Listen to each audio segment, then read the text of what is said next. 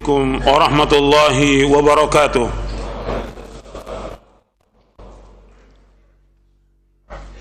Innal hamdalillah nahmaduhu wa nasta'inuhu wa nastaghfiruh wa na'udzu billahi min shururi anfusina wa min sayyiati a'malina. Man yahdihillahu fala mudilla lahu wa man yudlil fala hadiya lahu. Asyhadu an la ilaha illallah wahdahu la syarika lahu wa asyhadu anna Muhammadan abduhu wa rasuluh. Ya ayyuhalladzina amanu taqullaha haqqa tuqatih wa la tamutunna illa wa antum muslimun. Ya ayyuhan nasu taqu rabbakum alladzi khalaqakum min nafsin wahidah wa khalaqa minha zawjaha wa batha minhuma rijalan katsiran wa nisaa'a. واتقوا الله الذي تساءلون به والأرحام إن الله كان عليكم رقيبا يا أيها الذين آمنوا اتقوا الله وقولوا قولا سديدا يصلح لكم أعمالكم ويغفر لكم ذنوبكم ومن يطع الله ورسوله فقد فاز فوزا عظيما أما بعد فإن أصدق الحديث كتاب الله وخير الهدي هدي محمد صلى الله عليه وعلى آله وسلم وشر الأمور محدثاتها وكل محدثة بدعة وكل بدعة ضلالة وكل ضلالة في النار. أيها الإخوة أعزكم الله, kepada seluruh jamaah yang hadir di Masjid Nurul Tauhid, baik yang ikhwan maupun yang akhwat yang mudah-mudahan dirahmati oleh Allah Ta'ala, dan kepada seluruh kaum muslimin yang mendengarkan kajian ini, yang mengikuti kajian ini, mudah-mudahan dirahmati oleh Allah Subhanahu wa taala.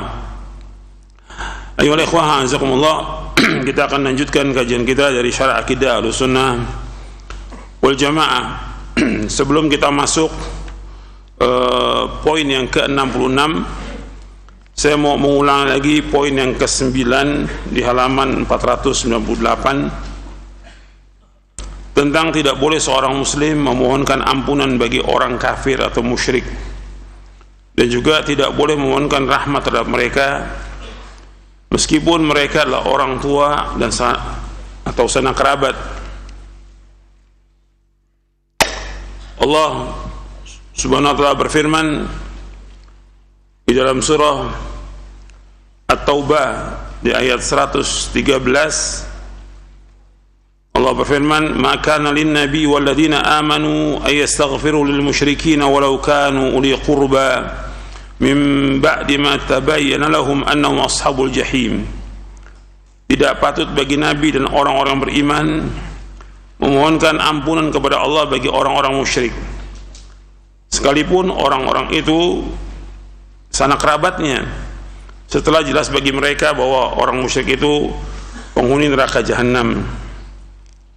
Ayat ini saya sampaikan pada pekan yang lalu, turun yang pertama kali berkaitan dengan Abu Talib, yang kedua berkaitan dengan ibunya Nabi sallallahu alaihi wa ala alihi wasallam. Saya jelaskan pada pekan yang lalu bahwa tatkala Abu Talib menjelang wafat, maka Nabi masuk menjenguk Abu Talib untuk mendakwakan Abu Talib agar mengucapkan kalimat La ilaha illallah. Tapi di situ sudah ada teman-teman yang jelek, temannya Abu Talib, yaitu Abu Jahal dan Abdullah bin Abi Umayyah. Nabi berkata, Ay ammi kul la ilaha illallah, kalimatun uhajulaka biha indallah. Wahai pamanku, ucapkanlah kalimat Allah yang aku akan membelamu dengan kalimat ini si Allah pada hari kiamat. Maka Abu Jahal dan Abdullah bin Abi Umayyah mengatakan, ya Abu Talib, atarghabu an millati Abdul Muttalib, apakah engkau tidak suka dengan agamanya Abdul Muttalib? Dan terus Nabi mendakwakan agar pamannya mengucapkan kalimat La ilaha illallah. Tapi dua orang ini tetap mendakwakan atarghabu an millati Abdul Muttalib, sampai di akhir nafasnya dia tetap dengan agamanya Abdul Muthalib, artinya mati dalam keadaan kafir. Kemudian Nabi mengatakan, la astaghfiranna laka ma lam unha anka, aku akan mintakan ampun kepada Allah selama aku tidak dilarang. Kemudian Allah turunkan ayat ini, ma kana an-nabi wal ladzina amanu ay yastaghfiru lil musyrikeena walau kanu uli qurba min ba'di ma tabayyana annahum ashabul jahim.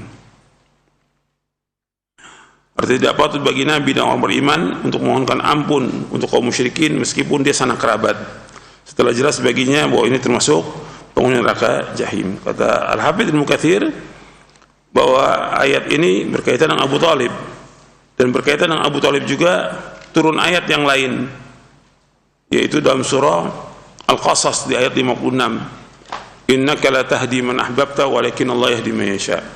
Sesungguhnya engkau Muhammad tidak akan bisa memberi petunjuk kepada orang yang engkau cintai, tapi Allah menunjuki siapa yang Allah kehendaki. Dalam surah Al-Qasas ayat 56. Ini diriwayatkan oleh Imam Bukhari dan Muslim. Pada pekan yang lalu saya jelaskan bahwa Abu Jahal dan Abdullah bin Abi Umayyah mati dalam keadaan kafir. Ini saya ralat. Yang benar yang mati dalam keadaan kafir hanya Abu Jahal. Abu Jahal mati dalam keadaan kafir waktu perang Badar. Adapun Abdullah bin Abi Umayyah ini lama dia hidupnya sampai Fatu Mekah. Waktu Fatu Mekah masuk Islam dia.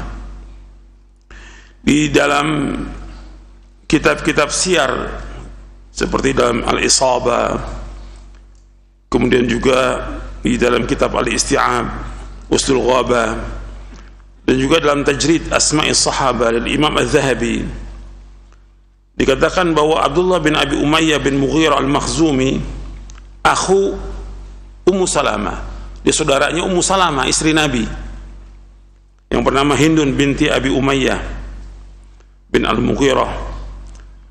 Ibunya namanya Atika.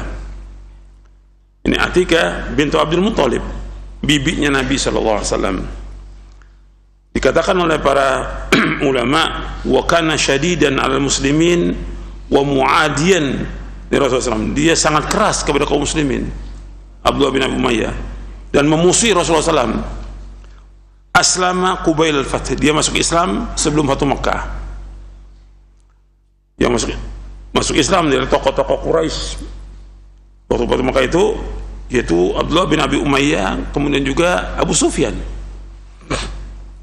Kemudian dia meninggal dunia waktu perang Hunain, mati syahid dalam perang Hunain, Abdullah bin Abi Umayyah. Saya keliru pada pekan yang saya katakan keduanya mati kafir. Tidak, yang benar bahwa Abu Jahal mati dalam keadaan kafir ketika perang Badar.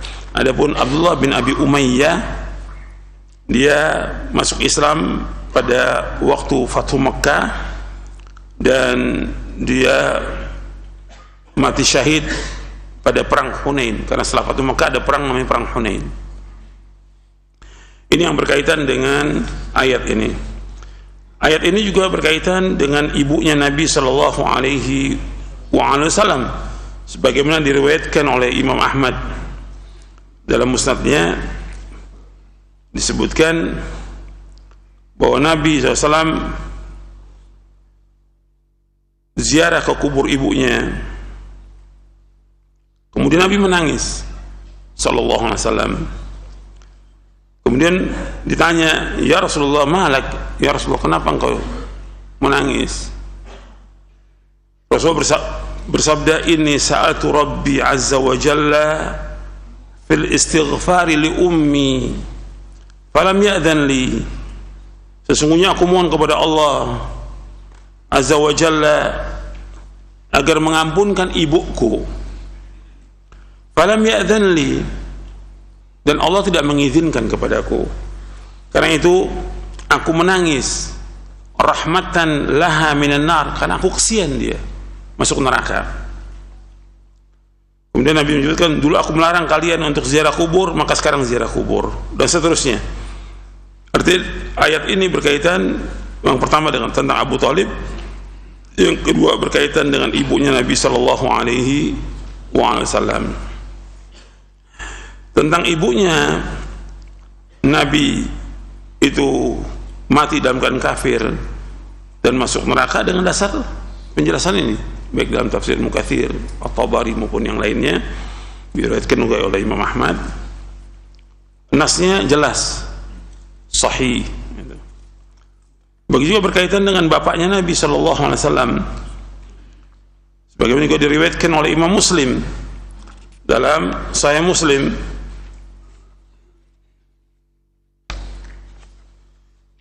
Dalam Sahih Muslim dari sahabat Anas radhiyallahu an, ketika seorang bertanya, "Ya Rasulullah, aina abi?"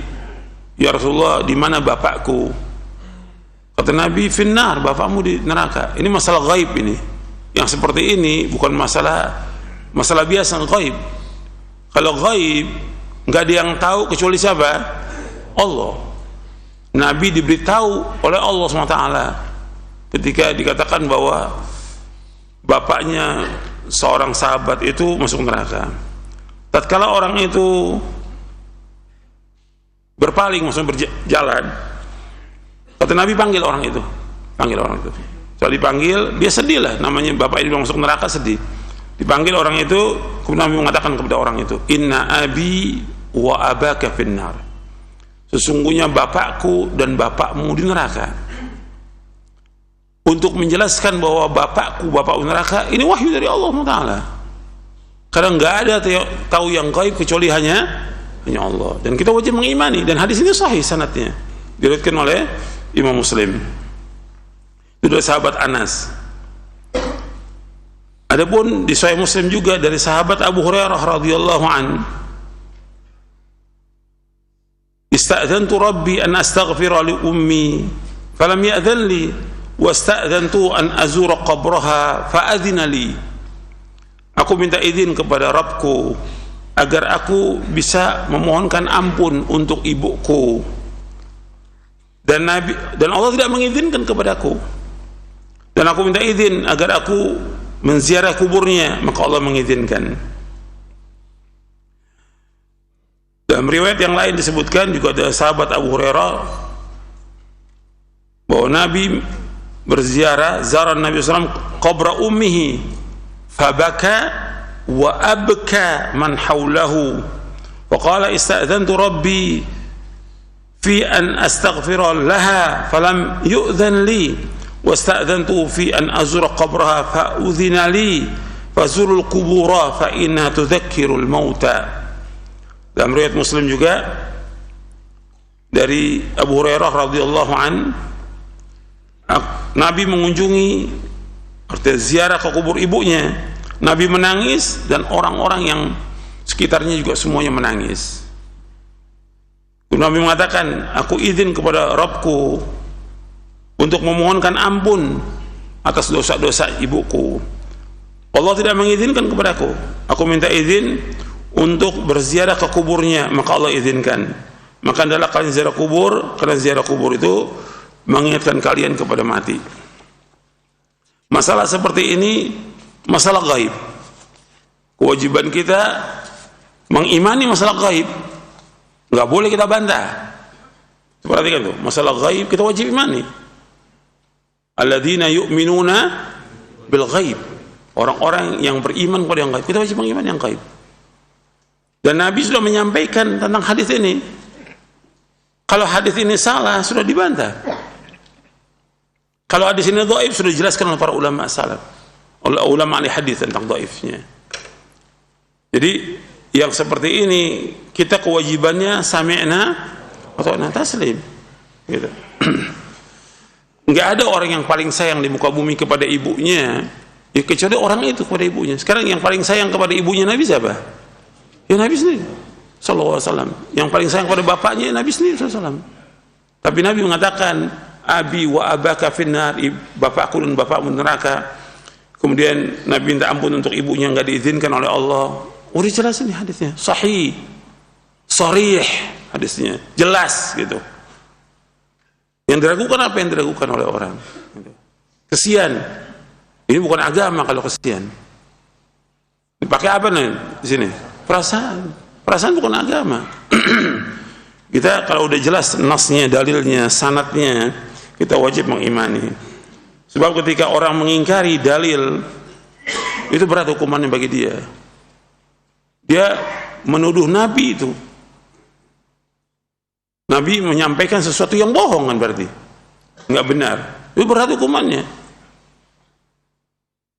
Kemudian mengingkari nas Al-Quran yang Allah turunkan, kemudian Nabi menjelaskan dari Al-Quran itu. Dan masih banyak lagi yang lain. Makanya yang seperti ini kita bukan pakai akal, tapi kita wajib mengimani.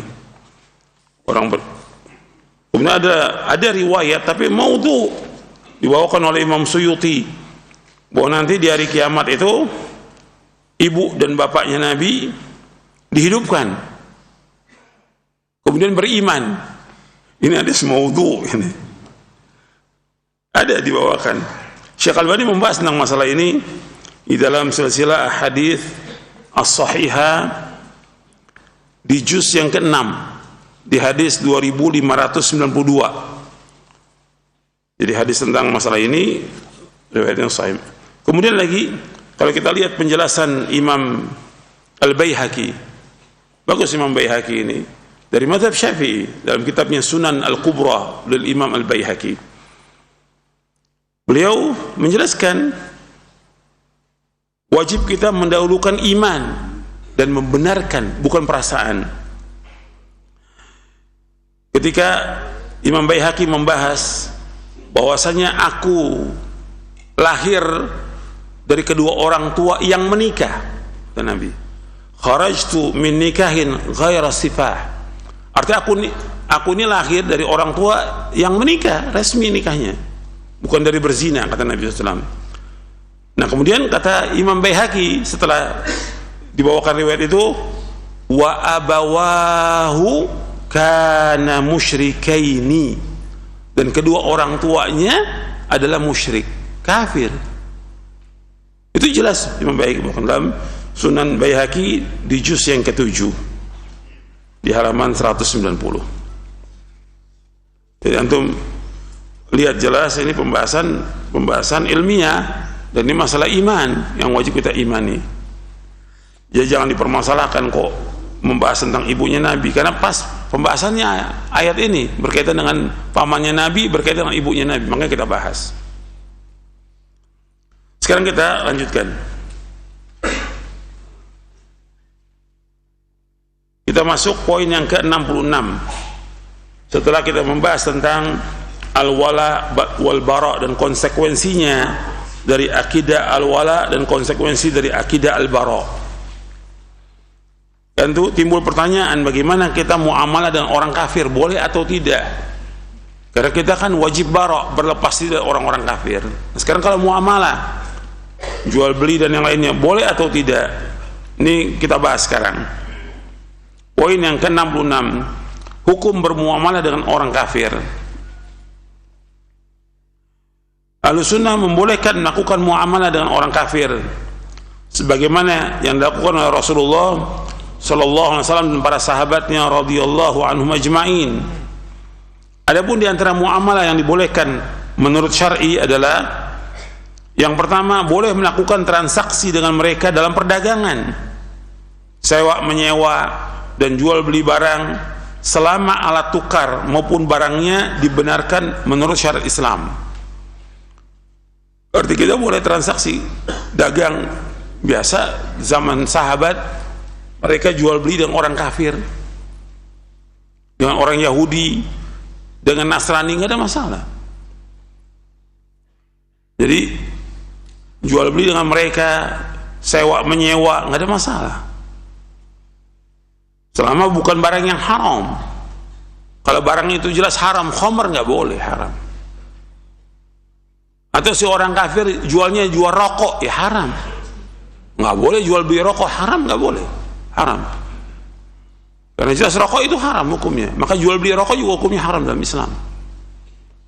Khamr, narkoba, atau yang hukumnya haram dalam Islam. Artinya barang-barang yang sudah jelas dalam syariat Islam bahwa itu haram, nggak boleh kita jual beli. Hatta sesama muslim nggak boleh, apalagi dengan orang kafir. Ya, transaksi dibolehkan dalam Islam, jual beli dengan mereka. Orang kafir datang ke dagangan kita beli, nggak ada masalah. Jangan bilang, oh nggak boleh, kamu orang kafir. Nggak ada dalam Islam, nggak ada dalam Islam. Jadi tetap jual beli itu boleh, sewa menyewa, dia kontrak rumah kita boleh, atau orang punya apartemen dia sewa ke orang kafir boleh, nggak ada masalah. Ini bicara kita muamalah ya dengan orang kafir. Ketika antum mengharamkan, maka antum harus ada dalilnya, karena al-asal dalam masalah keduniaan apa? Al-aslu fil asya al-ibaha. Asal muamalah juga ibaha, asal muamalah mubah. Ketika dia mengharamkan harus ada keterangan kenapa mengharamkan. Sama juga ketika orang memboikot barang orang kafir, yang punya hak untuk memboikot itu siapa? Ulil amri. Antum mengharamkan barang-barang ini dari mana? Pada asalnya barang itu adalah halal, kenapa diharamkan? Kalau antum nggak mau beli nggak ada masalah, tapi jangan ngajak orang untuk tidak mau beli. Nggak boleh dalam Islam. Jadi itu hati-hati itu. Nanti kena hukum nanti, baik dalam syariat maupun juga dalam hukum positif, nggak boleh gitu. Yang seperti itu. Berarti kita memboikot orang nggak boleh, dan juga menyusahkan kaum muslimin nanti. Kan yang dagang dari produk-produk barang asing siapa? Yang dagang siapa? Orang Islam. Dengan kita memboikot, kita menyusahkan kaum muslimin. Kalau negara nggak ada masalah, pemerintah. Jadi ini harus diperhatikan. Jangan karena emosi kita dengan orang Yahudi atau dengan orang kafir kemudian kita mengharamkan. Nggak boleh dalam Islam. Kita nggak boleh mengharamkan sesuatu yang Allah halalkan, dan nggak boleh kita menghalalkan sesuatu yang Allah haramkan. Yang kedua, wakaf mereka dibolehkan selama pada hal-hal di mana wakaf terhadap kaum muslimin diperbolehkan. Misalnya dia berderma kepada fakir miskin, atau memperbaiki jalan, atau kepada ibnu sabil, atau dia membantu pondok. Secara hukum syar'i boleh atau tidak boleh? Boleh, hukum syar'i gitu. Cuma yang dipertanyakan, kemana orang Islamnya? Kok yang bantu orang kafir? Apa udah gak ada orang Islam? Apa orang Islam udah gak punya duit lagi? Atau semuanya bakhil? Kalau udah bakhil semuanya, udah gak ada obatnya dah. Udah gak ada obatnya. Nabi pernah melihat ada orang yang bakhil, kata Nabi, ayyudain adwa minal bukhl.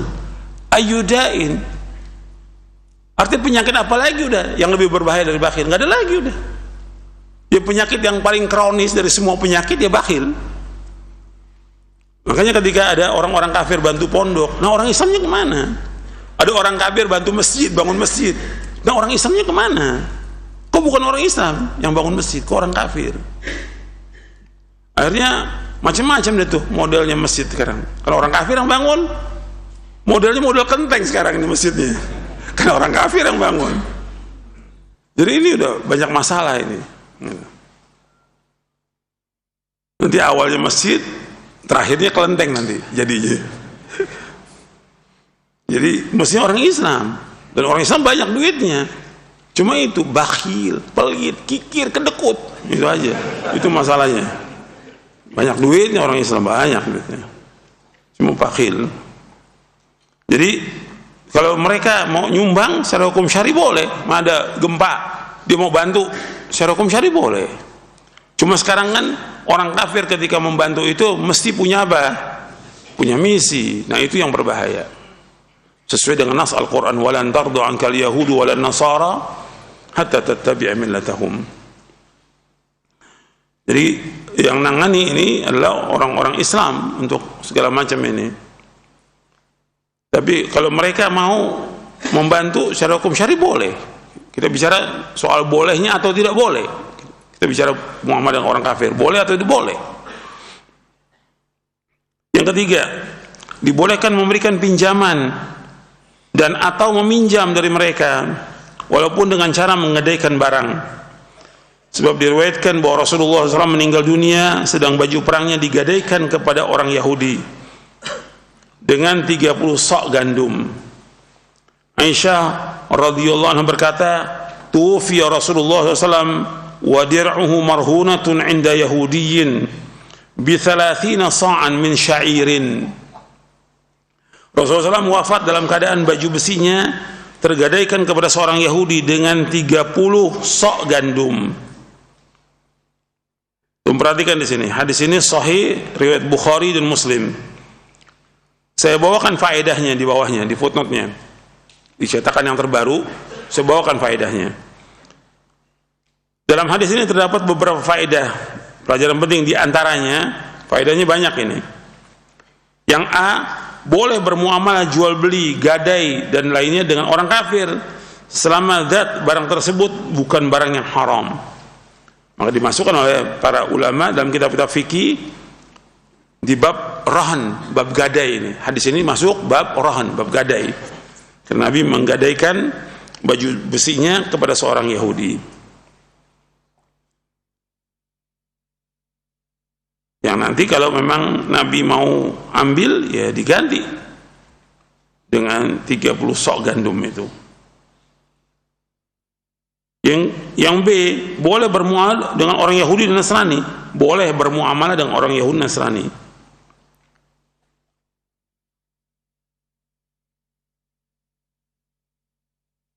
Yang C, penjelasan bahwa kehidupan Nabi Muhammad sallallahu alaihi wasallam sangatlah sederhana, fakir, miskin, dan Nabi mengutamakan kehidupan akhirat. Padahal beliau sallallahu alaihi wasallam adalah pemimpin dunia dan akhirat. Padahal beliau adalah pemimpin dunia dan akhirat sallallahu alaihi wasallam. Untuk perhatikan di sini, Nabi punya 9 istri dan tidak punya gandum di rumahnya. Gak ada sama sekali. Yang ada di rumahnya baju besi, beliau gadaikan kepada orang Yahudi supaya mendapatkan makanan untuk memberikan makan 9 istrinya beliau sallallahu alaihi wasallam. Yang D, bahwa Nabi SAW tidak pernah minta-minta kepada manusia, bahkan dalam hal kebutuhan yang sangat mendesak sekalipun seperti makan dan minum, beliau SAW tidak pernah minta-minta kepada para sahabat radhiyallahu ajmain. Diperhatikan, yang kita tiru, yang kita contoh adalah Rasulullah SAW. Jangan tiru para ustadz, jangan. Sakit dikit udah masukin WA, saya sakit, anak saya sakit, untuk Allah wala quwwata illa billah. Minta apa di sini? Minta donasi. Hukumnya haram dalam Islam, donasi haram. Minta-minta pada manusia. Hadisnya banyak tentang masalah ini, banyak. Dan itu penghinaan. Dan itu termasuk akhlak yang buruk. Minta-minta pada manusia termasuk akhlak yang buruk. Seperti disebutkan oleh Imam Ibn Hibban dalam kitabnya Raudatul Uqala. Itu akhlak yang jelek, yang buruk, itu minta-minta pada manusia. Nabi nggak mau minta. Nabi, kenapa Nabi sama Yahudi? Kalau Nabi gadaikan sahabat, nggak usah Rasulullah, saya kasih aja 30 sok gandum. Nggak mau Nabi dikasih, nggak mau. Punya izzah, punya harga diri, punya kemuliaan, dan punya muru'ah. Sekarang nggak ada seperti itu. Gitu. Malah senangnya apa sekarang? Dikasih. Jangan. Selama kita mampu beli, kita beli, jangan dikasih sama orang, jangan. Kita harus punya izzah. Karena Nabi sendiri menyebutkan demikian. Wa izzahu istighna'un nas. Dan kemuliaan seorang muslim dengan dia tidak mengharapkan sesuatu pada manusia. Jangan ada tuh setitik aja mengharapkan, jangan ada. Hilangkan kikis dari hati kita. Kita berharap sepenuhnya hanya kepada Allah yang Maha Kaya, Maha Karim, Maha Dermawan, Allah Taala. Jangan mengharap pada manusia, jangan. Jadi Nabi nggak minta-minta dan tidak mengharap dari manusia. Untuk makan 9 istrinya Nabi nggak minta sama sahabat, dan nggak menceritakan tentang susahnya Nabi. Ini masalah pokok loh, Bu. Makanan tiap hari makan gandum, nggak ada makanan sehari. Pernah Nabi di rumahnya nggak punya kurma sama sekali, gandum nggak ada, kurma nggak ada. Tapi nggak ngadu pada sahabat, nggak ada, nggak cerita pada sahabat, diam sudah. Ini dia gadaikan barang. Ini kemuliaan yang wajib kita ikuti, kita tiru adalah Rasulullah SAW. Yang Rasulullah SAW adalah orang yang paling sabar dengan kehidupan yang sempit. Begitu juga istri-istri beliau SAW, mereka tidak pernah mengeluh kepada manusia tentang sempitnya kehidupan. Perhatikan tuh, Rasulullah SAW orang paling sabar dengan kehidupan yang sempit.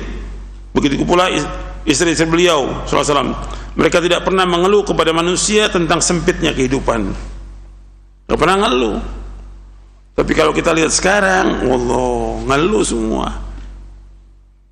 Enggak orang awamnya, enggak guru-gurunya, enggak ustadz-ustadznya, enggak pelajar, sama semuanya ngeluh. Padahal kadang-kadang dia jadi guru udah digaji, tetap aja masih ngeluh.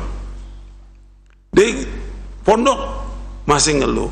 Mestinya enggak perlu ngeluh. Justru itulah yang Allah berikan kepada dia, itu yang terbaik buat dia. Dia syukuri.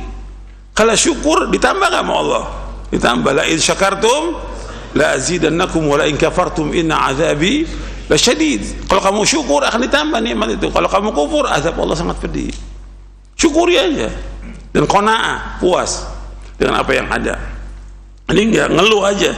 Dapat gaji segini ngeluh, ini ngeluh. Antum bandingkan dengan orang yang lebih susah dari kita, lihat kepada yang bawah. Gitu. Apalagi sekarang sekolah-sekolahnya, pondok-pondok bayarnya mahal.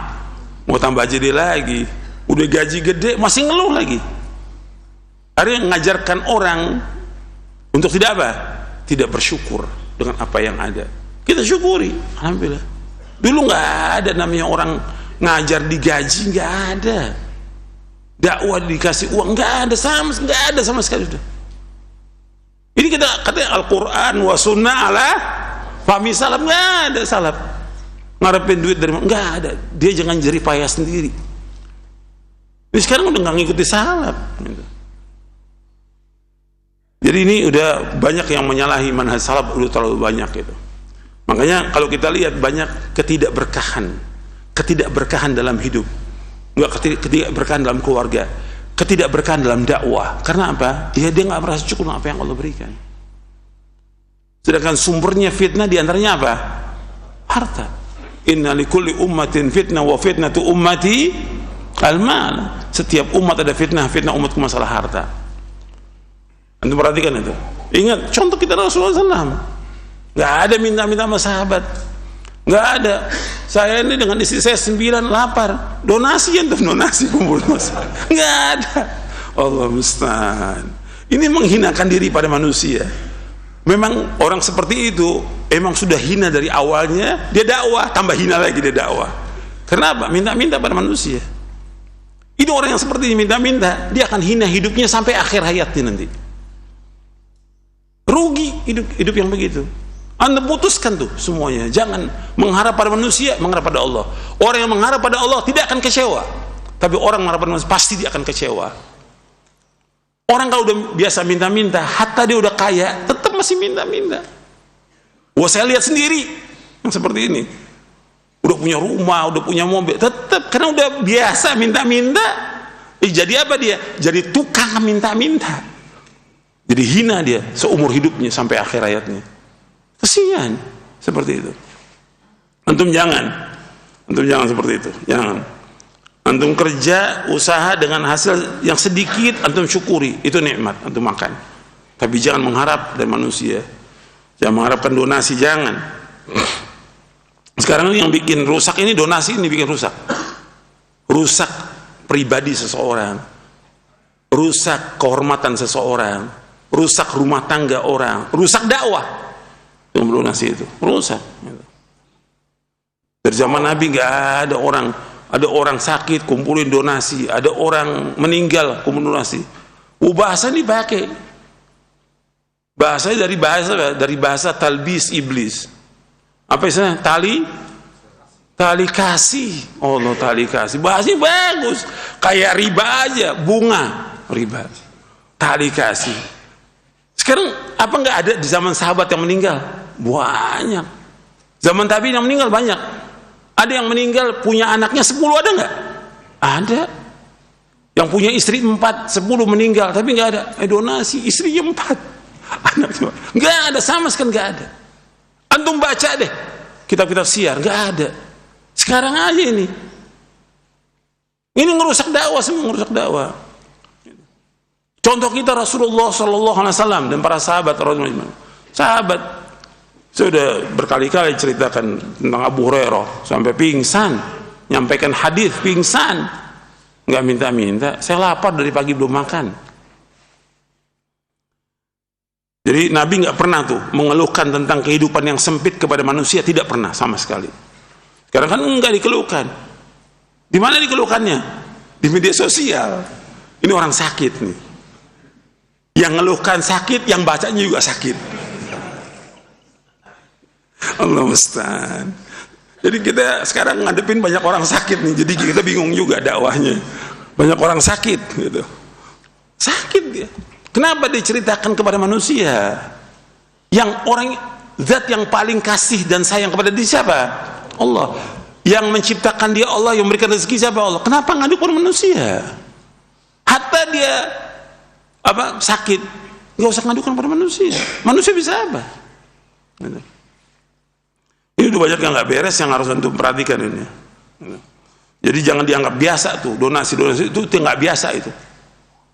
Itu perbuatan yang baru dalam agama itu. Yang F, tidak pernah Rasulullah menyuruh para sahabat, ini perhatikan ya, tidak pernah Rasulullah menyuruh para sahabat untuk mengumpulkan donasi buat makan beliau dan para sahabatnya. Tidak pernah ada. Bahkan Abu Hurairah radhiyallahu anhu sampai jatuh pingsan karena kelaparan. Dan beliau Abu Hurairah radhiyallahu anhu tidak mau minta-minta kepada para sahabatnya. Hadisnya sahih riwayat Imam Bukhari. Itu diantaranya, diantara fawaid yang dapat kita ambil dari hadis Nabi SAW. Hadisnya riwayat Bukhari.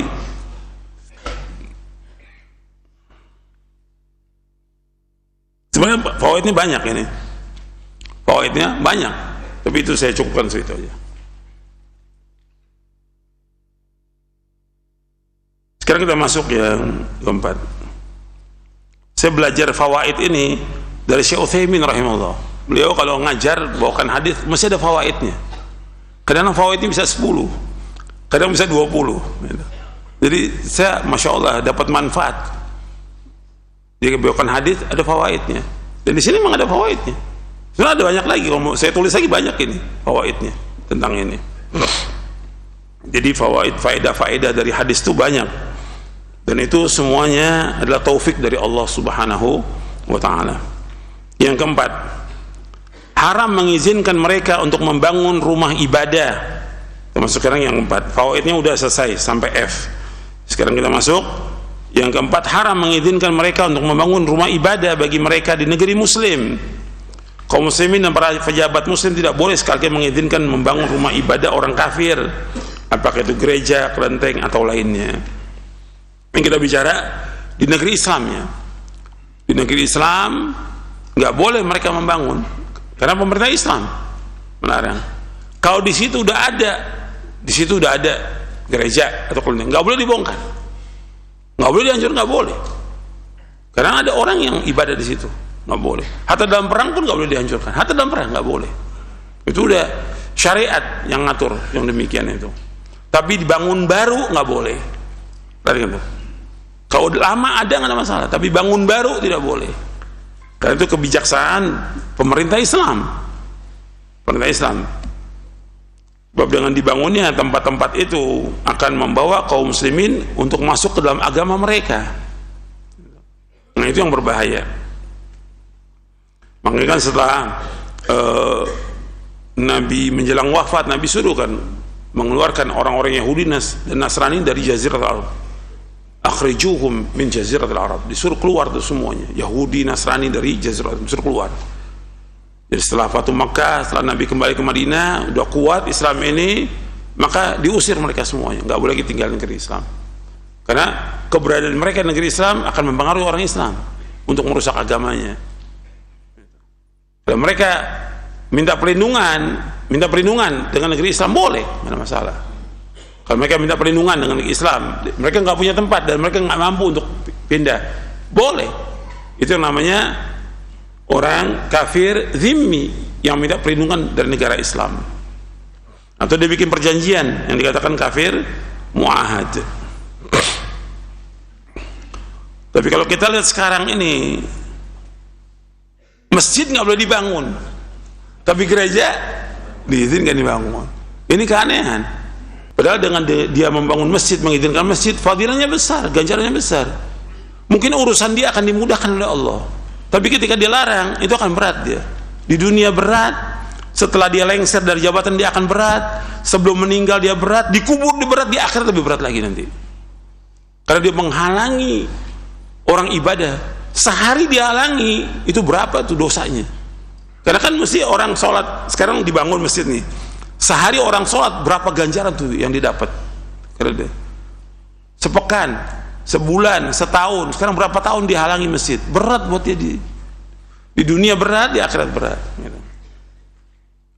Jadi kalau sekarang dia belum kena hukumannya, ya sabar aja, nanti juga pasti akan kena gitu. Karena nggak mungkin kan orang berbuat kejelekan nggak dibalas, tidak mungkin, mustahil. Wa jazaa'u sayyi'atin sayyi'atun mithluha. Orang berbuat kejelekan akan dibalas oleh Allah yang seperti itu juga, pasti itu. Jadi orang berbuat kejelekan siapa aja itu pasti akan dibalas oleh Allah Subhanahu wa taala. Jadi kalau dia sekarang belum dibalas, ya pasti nggak mungkin enggak. Masjid dihalangi oleh dia, pasti akan dibalas oleh Allah Subhanahu wa taala. Dan akan menyusahkan, bukan dia yang dia susah aja, dia susah, istrinya susah, anaknya susah, keturunannya susah nanti dia. Berat. Karena perbuatan dosa itu punya pengaruh kepada dirinya, kepada istrinya, kepada anak, kepada keturunannya punya dosa, punya pengaruh itu. Dosa keturunan nggak ada, tapi pengaruh dari perbuatan orang tuanya punya pengaruh kepada anak-anaknya nanti. Belum lagi yang lainnya tuh, doa-doa kaum muslimin karena dizolimi kan da'watul mazlum mustajabah kata Nabi.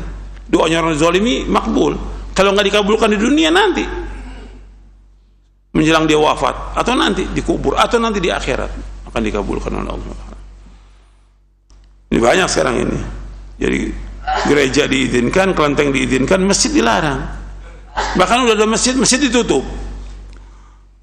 Ini kadang-kadang aneh. Orang bikin kajian di masjid dibubarkan. Masjid ditutup gara-gara khutbah. Karena ada berapa tempat tuh masjid ada khotib yang khutbah karena membawakan kullu bid'atin dolalah, buku dolatin finnar. Kok ditutup? Mesti dipanggil diskusi aja. Diskusi, di mana kesalahan membawakan hadis itu? Kenapa dilarang? Itu kan yang pertama kali membawakan Rasulullah SAW. Berarti pada akhirnya dia tidak senang dengan Rasulullah SAW menyampaikan hadis itu. Ini udah penistaan kepada agama ini. Yang kelima, orang zimmi atau orang kafir yang berada di negeri muslim, dan muahad, orang kafir yang mempunyai perjanjian damai dengan negeri muslim, tidak boleh diganggu selama mereka melaksanakan kewajiban mereka dan tetap mematuhi perjanjian. Atau orang kafir zimmi, orang kafir muahad yang ada di negeri muslim, itu nggak boleh diganggu. Apakah dia duta besar atau dia yang lainnya yang datang, atau dia turis dia datang. Yang mengizinkan pemerintah, nggak boleh kita ganggu. Itu urusannya pemerintah. Yang salah pemerintah, yang dosa pemerintah. Ketika diizinkan orang-orang yang nggak benar masuk ke negeri kaum muslimin, tapi diganggu nggak boleh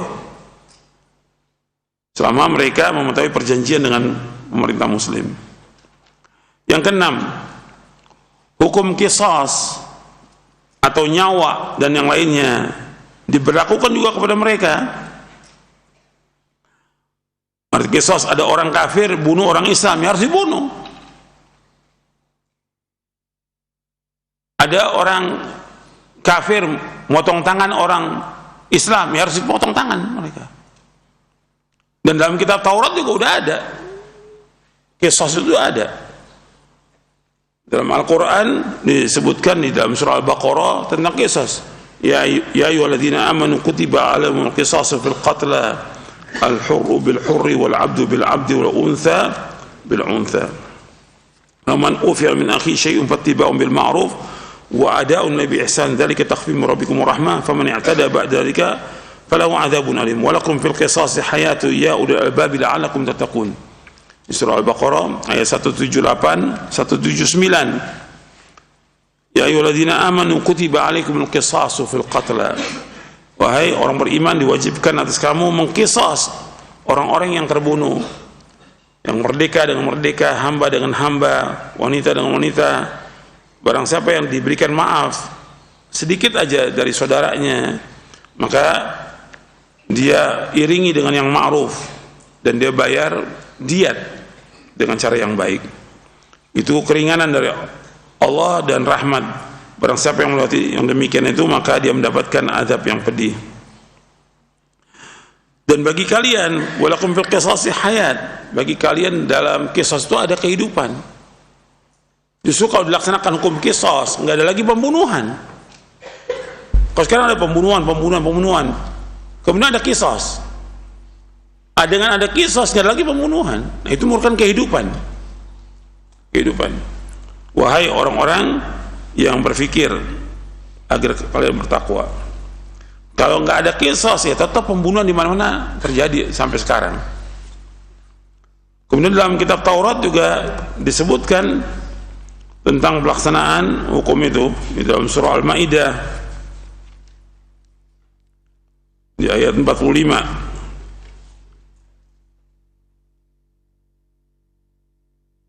Dalam kitab Taurat sudah disebutkan, wa katabna 'alaihim fiha anna nafsa bin nafsi wal 'aina bil 'aini wal anfa bil anfi wal udhuna bil udhun was sinna bis sin wal juruha qisas. Wa man tasaddaqa bi fa huwa kafaratun lah wa man lam yahkum bima anzalallah fa ulaika humuz zalimun. Dan kami telah tuliskan, telah wajibkan atas mereka di dalam Taurat bahwa jiwa dengan jiwa. Jadi kalau ada orang yang dibunuh, ya balas bunuh. Mata dengan mata, ada mata dicongkel, ya dia congkel lagi matanya. Hidung dengan hidung, kalau ada hidung yang dipotong, ya harus potong hidungnya dia.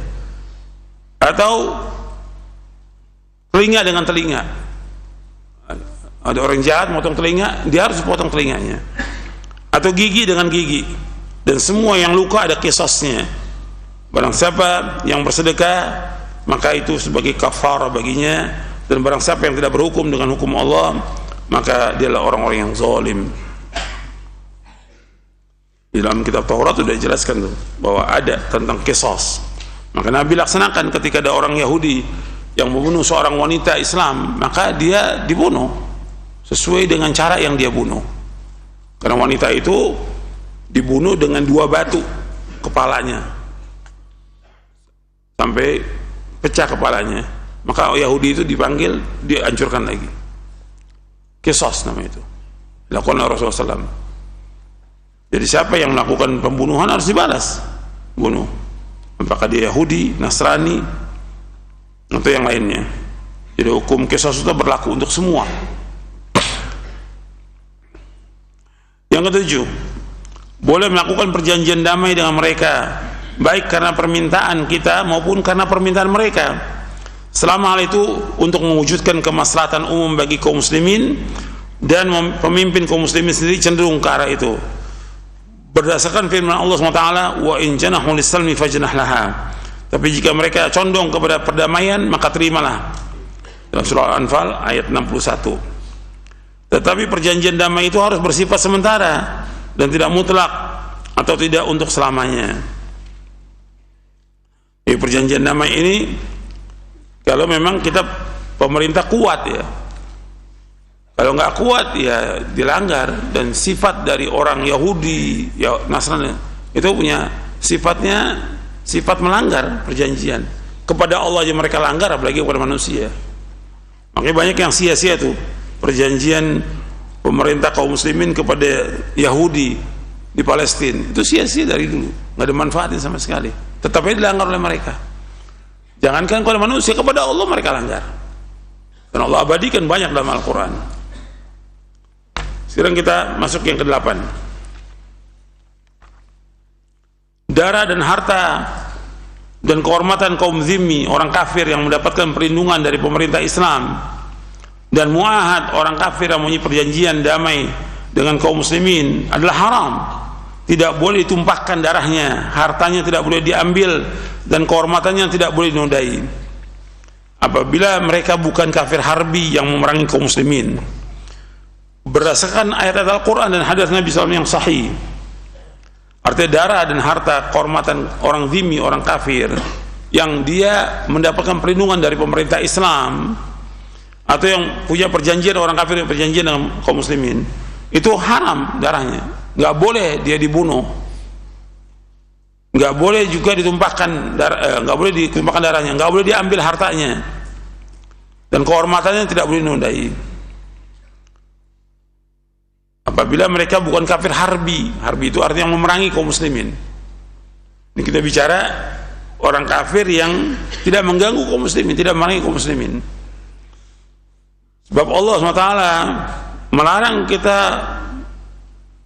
membunuh mereka, melarang. Allah berfirman, la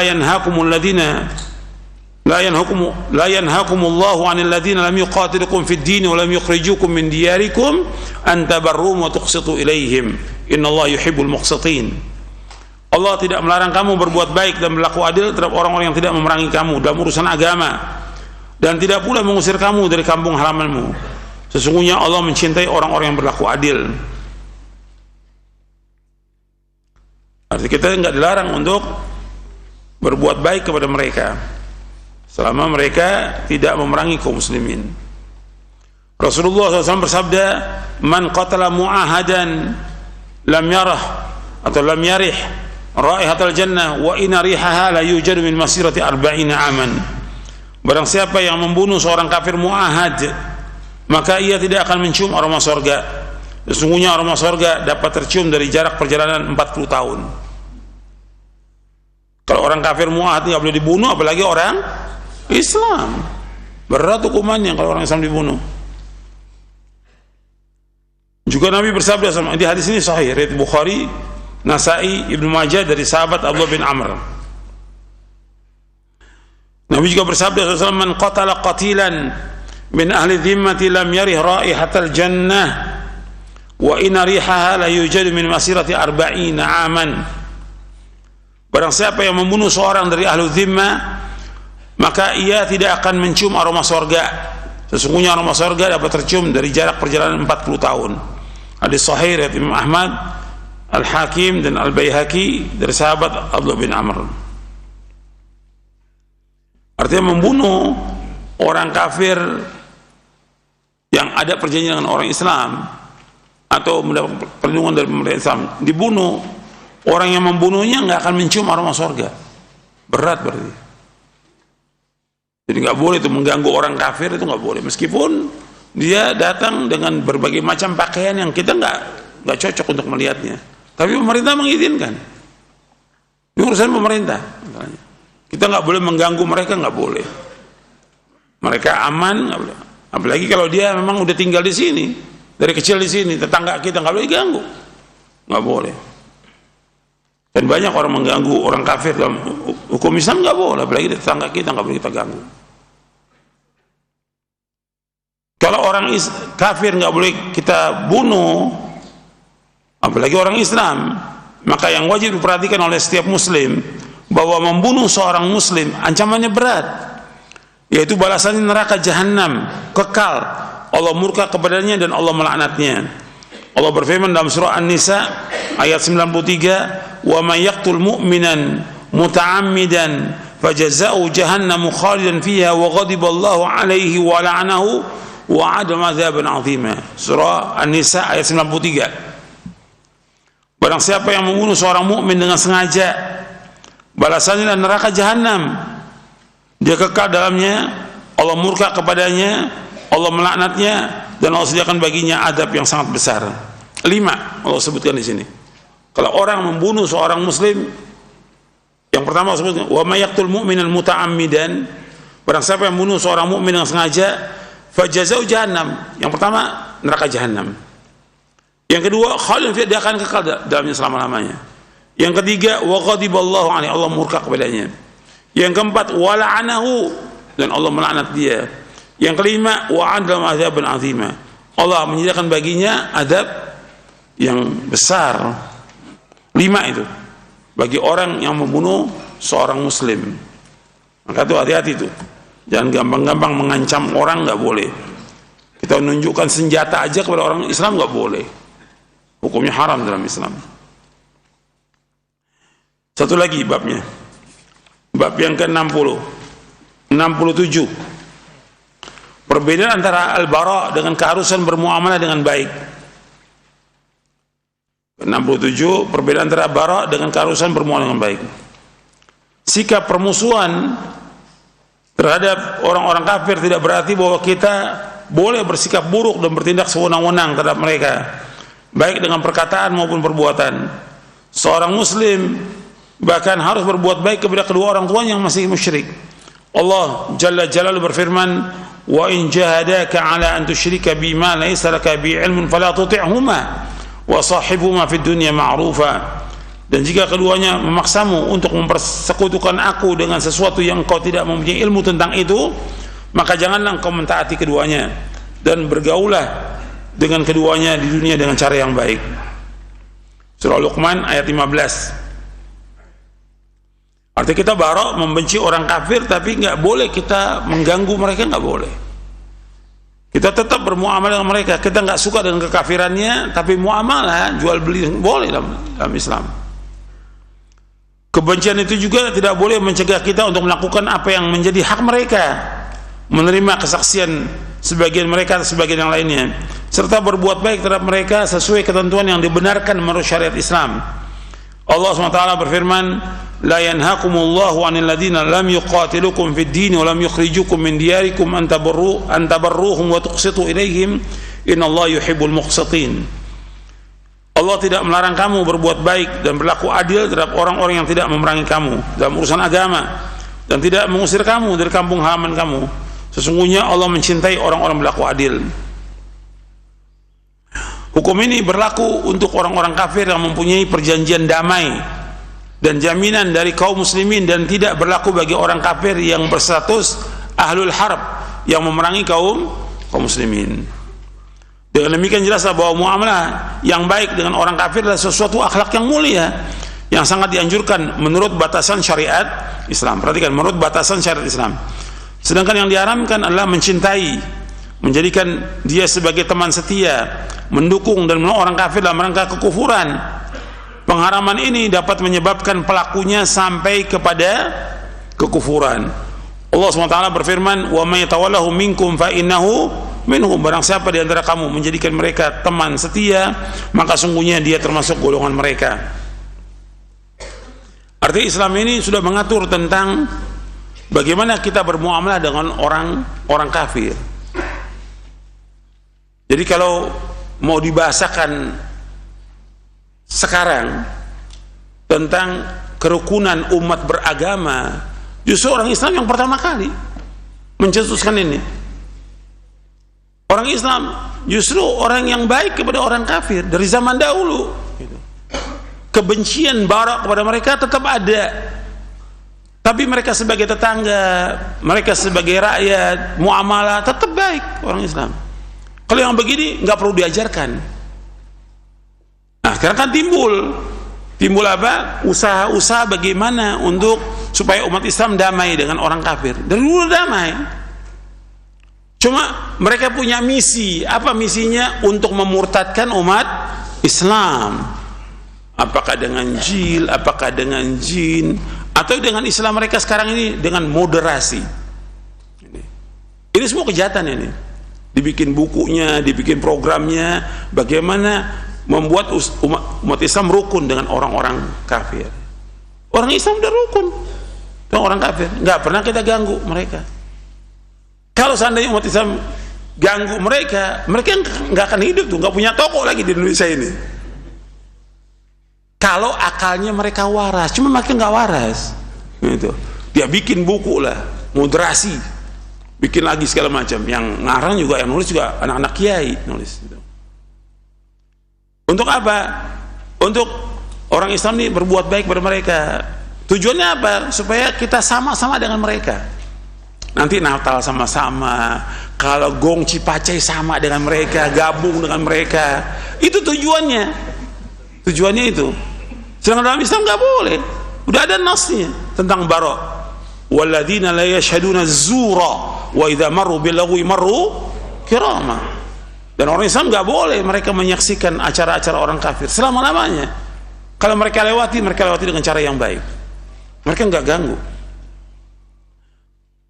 Jadi mereka seperti ini nih, awalnya sebenarnya ada firqah-firqah yang sesat yang memang membuat kerusakan. Segelintir aja firqah yang sesat. Dari kelompok apa? Takfiri. Ngebom sini. Ini bukan dari Islam. Islam nggak pernah ngajarkan demikian. Terorisme bukan dari Islam. Islam nggak pernah ngajarkan. Ini asalnya pertama kali berontak pada penguasa siapa? Khawarij. Dan diikuti yang lain. Segelintir orang ini kemudian mereka akan, oh ini orang Islam nih dipukul rata semuanya. Orang Islam ini adalah teroris, bibit teroris segala macam. Dari mereka yang ngomong orang Islam juga. Cuma orang-orang Islam yang memang sudah punya sifat apa? Munafik, gitu, punya sifat munafik. Ini tokoh-tokohnya tokoh munafik, dan di Indonesia banyak tokoh munafik ini, gitu. Padahal mereka dibayar kecil, nggak ada harganya. Berapa miliar yang dibayar mereka? Tapi mereka sudah menjual agama dengan harga yang sedikit. Untuk apa? Untuk merusakkan Islam. Makanya yang harus kita tanamkan sekarang ini tentang akidah terus.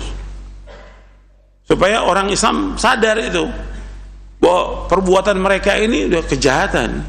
Pada hakikatnya kalau kita mau bicara dengan dasar dalil di Quran, juga dengan akal yang waras, pada hakikatnya mereka ini yang semua ini membuat kerusakan di muka bumi.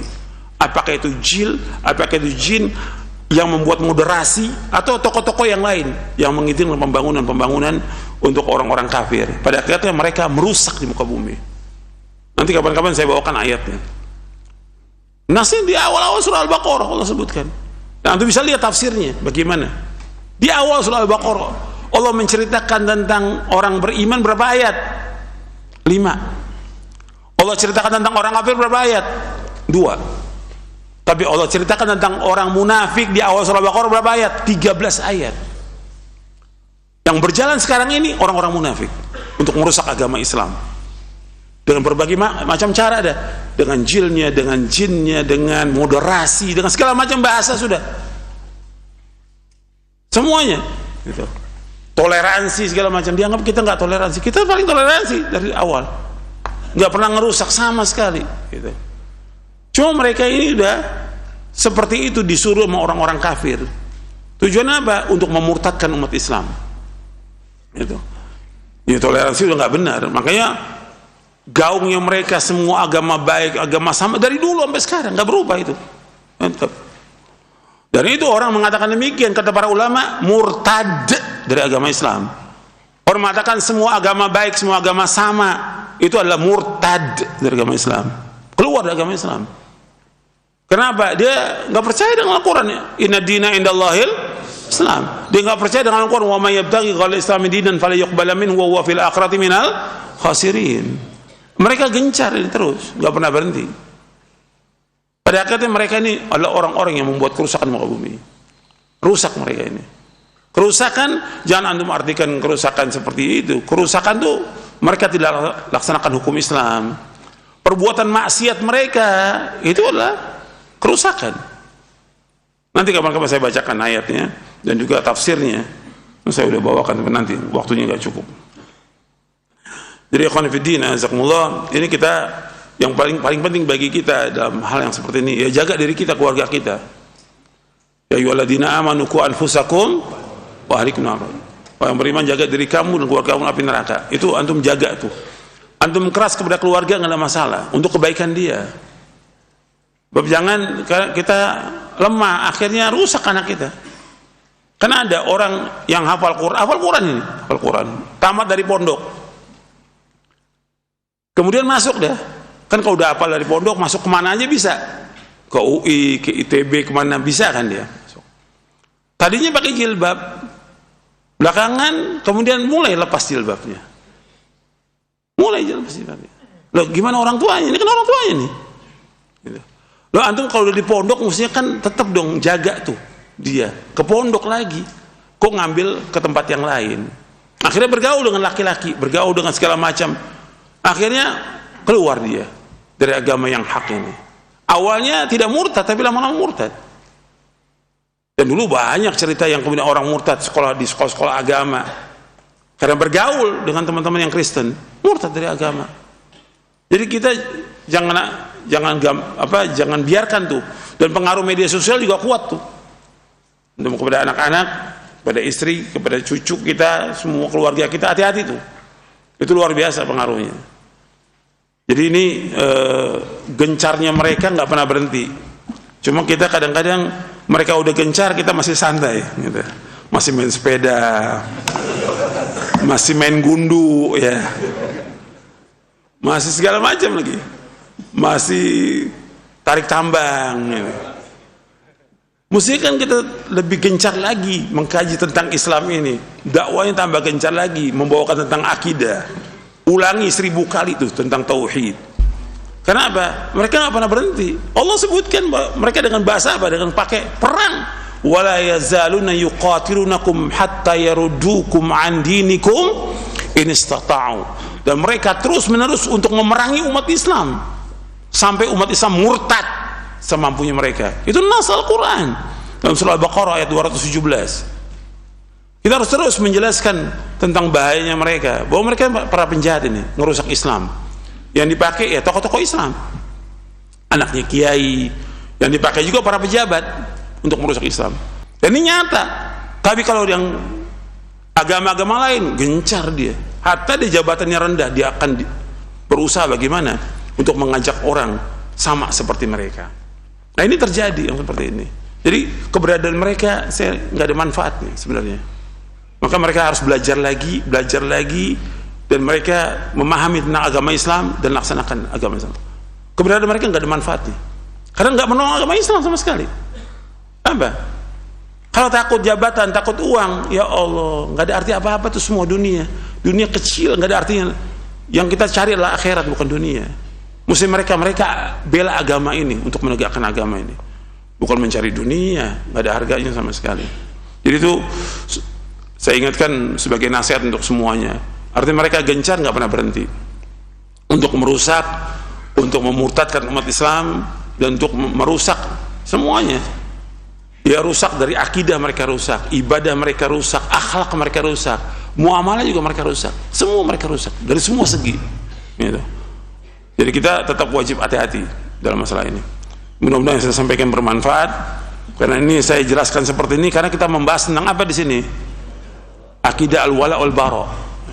Di mana wala kita tempatkan pada tempatnya, di mana bara kita tempatkan pada tempatnya. Dan itu merupakan konsekuensi dari syahadat kita, asyhadu an la ilaha illallah wa asyhadu anna Muhammadar Rasulullah. Saya pikir cukup sampai di sini. Mudah-mudahan apa yang saya sampaikan bermanfaat. Kurang lebihnya saya mohon maaf. Wassalamualaikum Muhammadin sallallahu alaihi wasallam. Subhanakallah wa bihamdik, asyhadu an la ilaha illa anta astaghfiruka wa atubu ilaik. Assalamualaikum warahmatullahi wabarakatuh.